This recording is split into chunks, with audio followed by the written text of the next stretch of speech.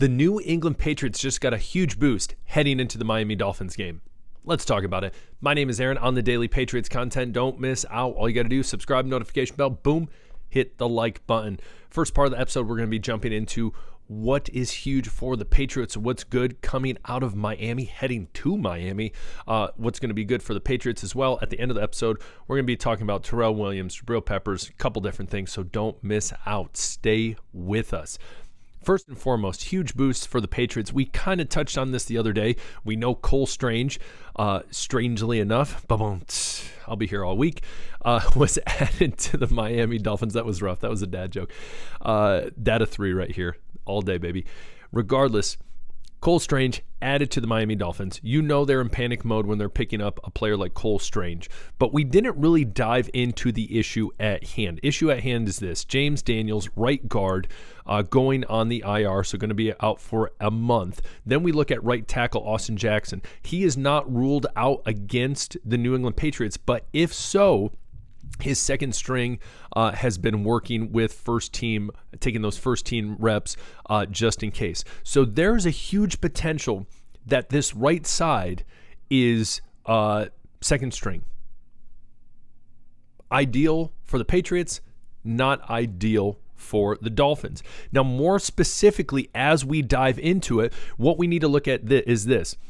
Chason and Harold Landry III and their pressure they created against the Raiders. And this can't be something that's belittled. We look at it right here.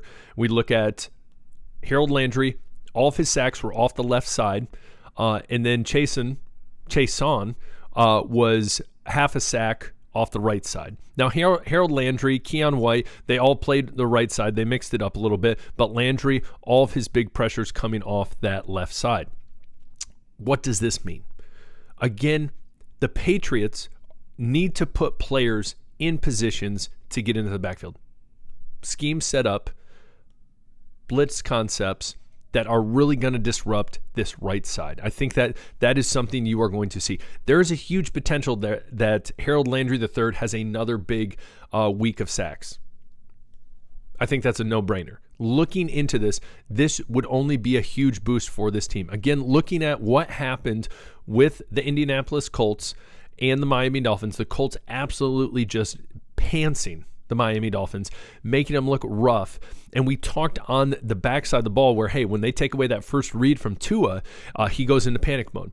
If you're in panic mode and you have a right side of the line that is not your starters, it's not going to be ideal. So again, I'm never wishing anyone to get hurt. Never, not saying that at all. Again, from a strategic standpoint, looking at this team, it is in the best interest that the Patriots obviously dial up as much as they can against this weakness in their offensive line, getting into the backfield and causing absolute chaos. Again, if they were able to do it against the Raiders, Chason, Landry, they should for sure be able to do it against this Miami Dolphins team. So again, this should be a huge boost moving forward. Again, Tua struggling after the first read, panic mode. Offensive line, right side, what the heck's going on there? Not ideal for protection for Tua if he's already in a panic mode. Again, this is a field day. There is a party in the backfield. For this defensive line, who the heck's going to show up? Barmore, Milton Williams, Keon White was out there, Chason, Landry, Tonga, everyone's invited. Everyone's invited. Who's going to take the invite and who's going to go to the party? Because I think there's a huge potential this week going up against a team that, again, sucks the Patriots lost last week. It sucks. It's not fun. But they didn't lose like the Dolphins lost. You got to assume the demeanor in that locker room is not high. The morale is not high. So again, starters potentially on that right side out. We know for at least one is out.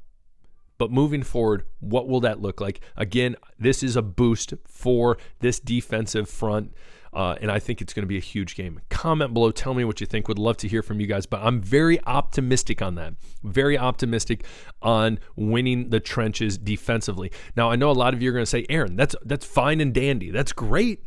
if we can do that, but we need to score offensively. More specifically, offensively, what I think you are going to see is continued play, continued targets to Kayshon Boutte, Stephon Diggs, obviously Hunter Henry, and others, obviously.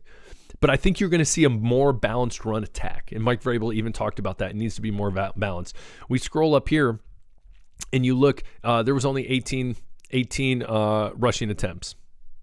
Between Henderson and Stevenson alone, there was 12. So again, I think that's something that, establish the run game as best you can. Don't go away from it. And again, opening up the pass. So we'll see. Sorry, I got a sneeze coming up. Ooh, hold it in. Oh, it's going to go away. Maybe. I don't know. But comment below. Tell me what you think. What do you expect out of the defensive line against the Miami Dolphins this week with what we're hearing about the Dolphins offensive line? Would love to hear from you. And I'm sure there's Dolphins fans watching this. Okay, prove me wrong. What do you think? How do you think the Dolphins are going to turn around? Dolphin fans always come out of the woodwork. Welcome to the show. Would love to hear from you. So comment below. Would love to hear. Listen, I rarely drink, but when I do, I don't bounce back like I used to. And so when I'm watching a game with the guys, I have to decide, do I want to have one drink or am I not going to? But that has changed with Z-Biotics. You're probably wondering, what makes Z-Biotics pre-alcohol so special? Well, hear me out. Z-Biotics pre-alcohol probiotic drink is the world's first genetically engineered probiotic. It was invented by PhD scientists to tackle rough mornings after drinking. Here's how it works. When you drink, alcohol gets converted into a toxic byproduct in the gut. It's a buildup of this byproduct, not dehydration, that's to blame for rough days after drinking. Pre-alcohol produces an enzyme to break this byproduct down. It's simple. Just remember to make pre-alcohol your first drink of the night, drink responsibly, and you're feeling your best the next day. I took Z-Biotics for the first time last weekend watching college football with the guys. It was super simple. All I had to do, drink one Z-Biotic and then drink responsibly. I had one, maybe two drinks. And then guess what? The next morning felt normal. It was great. I got to take the kids everywhere they needed to go, got to do yard work. The wife was happy about that. It was fantastic. And we know fall's right around the corner. That means football, and football. So guess what? Drink a pre-alcohol Z-Biotic before you drink responsibly during those games. And guess what? You'll be feeling normal the next day. So this is all you got to do. Go to zbiotic.com/STP. Get 15% off your first order. Again, zbiotic.com/STP. And guess what? If you're not satisfied, 100% money back guaranteed. So again, zbiotic.com/STP, 15% off. Don't miss out. Next up, defensive coordinator Terrell Williams taking some time away. Again, this happened earlier in the summer. Health issues. You got to do what's best for you. You got to do what's best for you. And so just something I want to point out. I wish him the best. Zach Core, coming in, love him, love his energy. But Terrell Williams, do what you got to do, get better. This might surprise people when I say this. Football is not life. We all enjoy football, but it's not our life, nor should it be. So again, you got to do what's best for you. Bummer he's gone, but again, Mike Vrabel, very defensive-minded head coach. I think they're going to have things under wrap. We will see moving forward, but just want to jump into that as well. Last but not least, Jabrill Peppers signing with the Pittsburgh Steelers. Pittsburgh Steelers looking like I don't want to say a retirement home, but they got some old players on that team. So honestly, it's a great pickup by the Steelers. We'll see moving forward. Mike Tomlin, always somehow, some way making the playoffs. So week 3, Pittsburgh comes to Foxborough. Makes me a little more nervous with Jabrill Peppers there. A little more nervous. So we will see moving forward how that's going to be, but just wanted to point that out. None of us should be surprised that he landed on his feet somewhere in a 53-man roster. No one should be surprised. And so we'll see. In the Steelers, I think they're one of those teams where I think a lot of people potentially expected, hey, well, they're probably going to be like the Jets of last year under Aaron Rodgers. They're a whole bunch of nothing. I don't know. We'll see. We're one game into it, and I think a lot of people right now are coming to a lot of assumptions after week 1. And what I mean by that is a lot of people coming out, oh, we're the same old Patriots from last year. We're not good. You don't know that officially yet. That's literally, we played one game. Oh, well, our offense sucks as usual. You don't know that. It's been one game. Again, let's things settle in.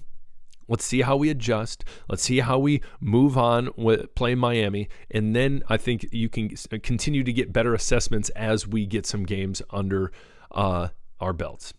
I think that's the biggest thing. Benefit of the doubt. One game. Let's not forget last year, the Patriots beat the Bengals, and the Bengals were on the cusp. If they would have won that game, I'm pretty confident they would have been in the playoffs if they would have won that game. And they were on the cusp of making the playoffs at the end of the season. They didn't. And the trajectory for each team, the Patriots and the Bengals, kind of went in different directions after that win. So again, take that as you will. Look at it as you will. But again, I think Mike Vrabel, this culture, if you're going to lose, it sucks to lose. You're never planning on losing. You want to win every single game. Simple as that. A reporter asked Mike Vrabel the other day, does Drake May, is the most important thing he want to do win? Yes. Mike Vrabel was like, I hope it is. I hope it is. Same with Stephon Diggs. He said, was Stephon happy with his production? Yeah, but his overall goal is he wants to win. He wants to win. You listen to competitors when they play after the game, they might not have had the best statistical game, but they're like, listen, it's not about that. It's about winning. That's a team player. That's a player that is good for your culture. That's what you want. So again, moving forward, I think the Patriots are going to make a big step against the Dolphins this week, specifically defensively. I think they're going to dominate. Offensively, I think they're going to make some changes, and I'm excited. So comment below. Tell me what you guys think from the defensive line, Dolphins offensive line, Jabrill Peppers, Terrell Williams, whatever the heck you want to talk about. Comment below. Would love to hear from you. We'll talk later. Peace.